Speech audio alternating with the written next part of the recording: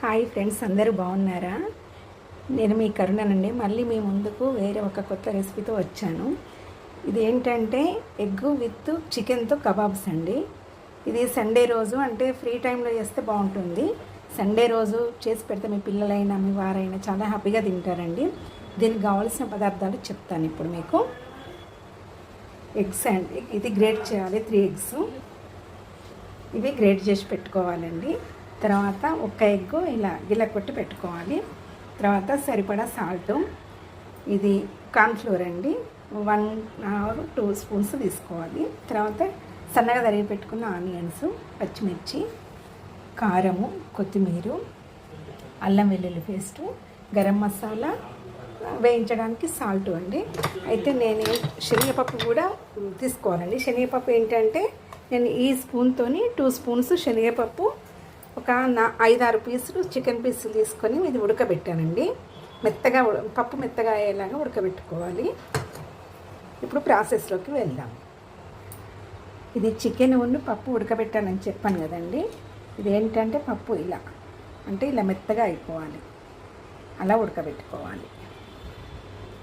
ఉడకబెట్టిన చికెన్ ఉన్న ఈ పప్పును ఫస్ట్ ఇలా మెత్తగా చేసుకోవాలండి. దీంట్లో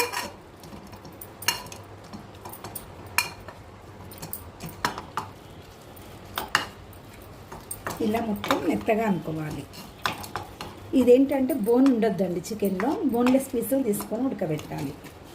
మనం ప్రత్యేకంగా అంటే మనం ఒక 3-4 మెంబర్స్కి అయితే మనం మామూలుగా చికెన్ తీసుకొచ్చుకుంటాం కదండి సండే. ఆ రోజే ఒక 5-6 పీసులు తీసి పక్కన పెట్టుకొని చేయొచ్చు. ఒకవేళ క్వాంటిటీ ఎక్కువ చేయాలి అనుకుంటే ప్రత్యేకంగా దీని గురించి చికెన్ తీసుకోవాలి. ఇలా మెత్తగా చేసుకోవాలి దీన్ని. ఇప్పుడు చెప్పాను కదండి ఎగ్ గ్రేట్ చేసుకోవాలని. ఇది బాయిల్ చేసిన ఎగ్గును ఇలా గ్రేట్ చేసుకోవాలి.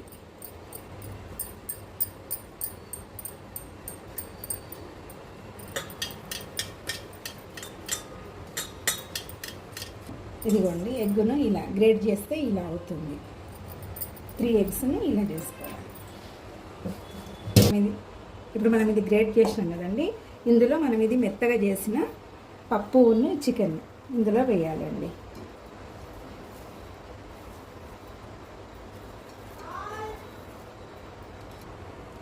ఇప్పుడు ఇందులో ఈ స్పూన్తో 2 స్పూన్స్ కార్న్ఫ్లోర్ వేయాలండి. ఎక్కువ ఏం పట్టదు ఇది. తర్వాత తరిగి పెట్టుకున్న ఆనియన్స్, సన్నగా తరిగి పెట్టుకున్న పచ్చిమిర్చి,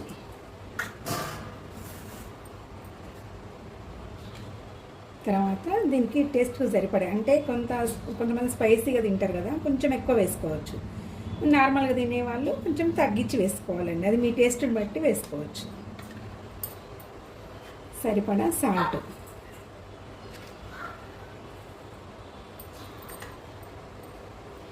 తర్వాత ఇది గరం మసాలా అండి.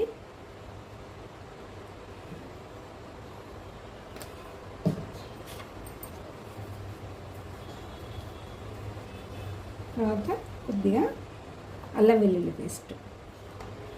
అయితే పప్పు ఉన్న చికెన్ మనం ఉడకబెడతాం కదండి, ఉడకబెట్టినప్పుడే కొంచెం అల్లం వెల్లుల్లి పేస్ట్, కొంచెం పసుపు వేసి ఉడకబెట్టాలి.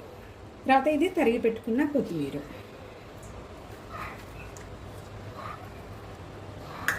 ఇవన్నీ బాగా కలపాలండి.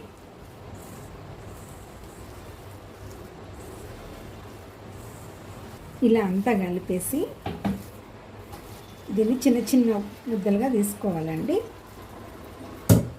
తీసుకొని ఇలా కొంచెం పొడవుగా, మరీ రౌండ్గా కాకుండా ఇలా ఈ షేప్లో చేసుకోవాలి.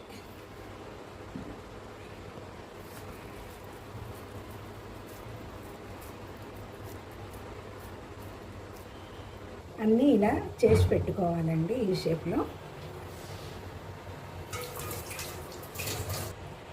ఇది ఆయిల్ ఇలా పెట్టుకొని ఇది వేడెక్కేలోపు అయితే ఇది బ్రెడ్ క్రమ్స్ తీసుకోవాలండి. మనకి ఇది రెడీమేడ్గా దొరుకుతుంది సూపర్ మార్కెట్లో. ఇందులో ఏంటంటే నేను కొంచెం మైదా వేసాను. ఇప్పుడు మీకు ఇంతకుముందు చూపించాను కదా స్పూను, ఈ స్పూన్తో 2 స్పూన్ల మైదా కలిపానండి ఇందులో నేను. తర్వాత బ్రెడ్ది కలిపాను.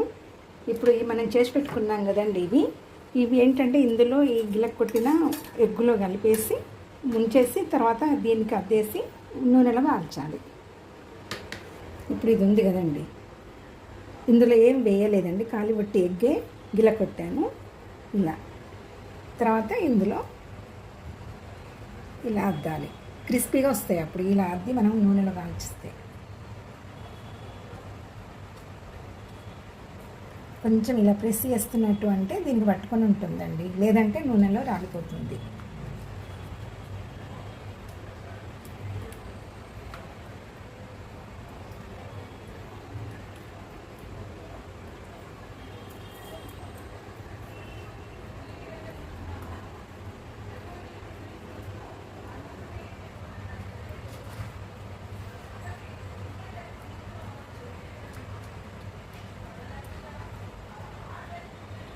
ఇలా ప్రెస్ చేసి కొంచెం మళ్ళీ ఒక్కసారి ఇందులో దొర్లించి చేస్తే బాగా పట్టుకుంటుంది.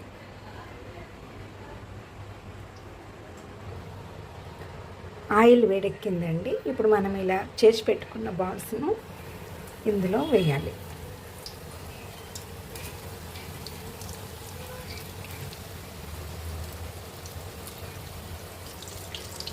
ఇది వెంటనే కదిపొద్దండి, కొంచెం కాలిన తర్వాత తిరిగేయాలి. ఇలా కొంచెం కాలిన తర్వాత తిరిగేయాలి.